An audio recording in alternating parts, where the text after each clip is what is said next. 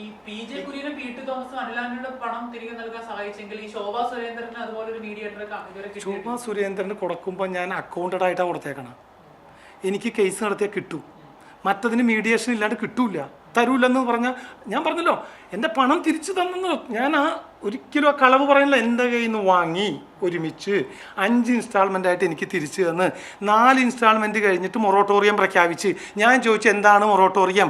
5 ലക്ഷം Andrews Antony എന്ന് വെച്ചാൽ ഈ ബ്രോക്കർ കൊണ്ടുപോയി, അത് കാരണം അത് തിരിച്ചു തരൂലെന്ന് പറഞ്ഞു. ഞാൻ പറഞ്ഞു അതും തിരിച്ചു തന്നെ, മേടിച്ചത് നിങ്ങളാണ്, ആൻഡ്രൂസ് ആൻ്റണി കൊണ്ടുപോയത് എൻ്റെ ഉത്തരവാദിത്വമല്ല, മൊറട്ടോറിയം ലിഫ്റ്റ്, എൻ്റെ പണം തരാൻ പറഞ്ഞു. അതും എനിക്ക് തിരിച്ചു തന്നു. പി ടി തോമസ് ഒന്നും കൂടി വിളിച്ചപ്പോൾ അതായത് എനിക്കെതിരായിട്ട് ഇവർ ഡിഫർമേഷൻ കേസ് ഫയൽ ചെയ്താൽ ഈ ഇഷ്യൂന് PJ കുര്യൻ ഒരു വിറ്റ്നസ് ആവും. ക്രിമിനൽ കേസ് വന്നാലും PJ കുര്യൻ വിറ്റ്നസ് ആവും. എന്താ സംശയം? PJ കുര്യൻ അല്ല മീഡിയേറ്റർ. പി ടി തോമസ് മരിച്ചുകൊണ്ട് പിന്നെ അദ്ദേഹത്തെ വിറ്റ്നസ് ആക്കാൻ പറ്റും എനിക്ക്.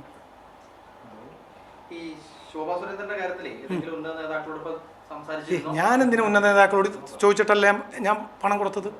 ഞാൻ ഏതെങ്കിലും ഞാൻ ശോഭാ സുരേന്ദ്രൻ്റെ സന്തത സഹചാരികളോട് പറഞ്ഞ് എൻ്റെ പണം തന്നെ.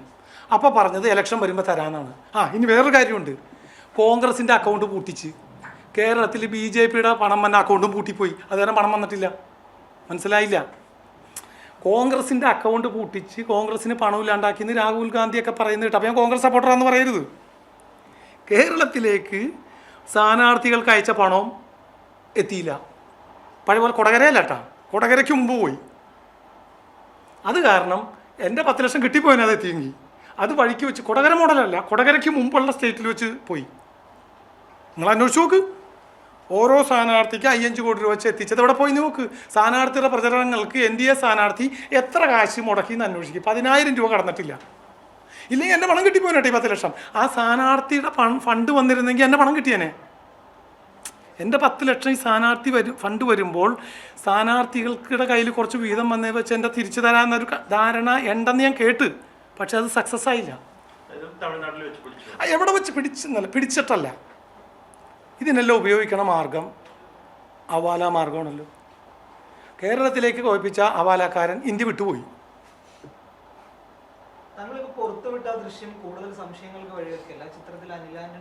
ബ്രദർ, ഞാൻ വീണ്ടും പറയണ്, മറ്റന്നാൾ തെരഞ്ഞെടുപ്പാണ്. ഇലക്ഷൻ സംശയമുണ്ടെങ്കിൽ ആയിക്കോട്ടെ. 26-ാം തീയതി കഴിഞ്ഞ തെരഞ്ഞെടുപ്പില്ല, നമുക്കിവിടെ തന്നെ ഇരിക്കാം. ശോഭാ സുരേന്ദ്രന് 10 ലക്ഷം രൂപ തൃശ്ശൂരിൽ സ്ഥലം വാങ്ങാൻ നൽകിയതിൻ്റെ രേഖകൾ പുറത്തുവിട്ടുകൊണ്ട് സംസാരിക്കുകയായിരുന്നു ദല്ലാൾ നന്ദകുമാർ.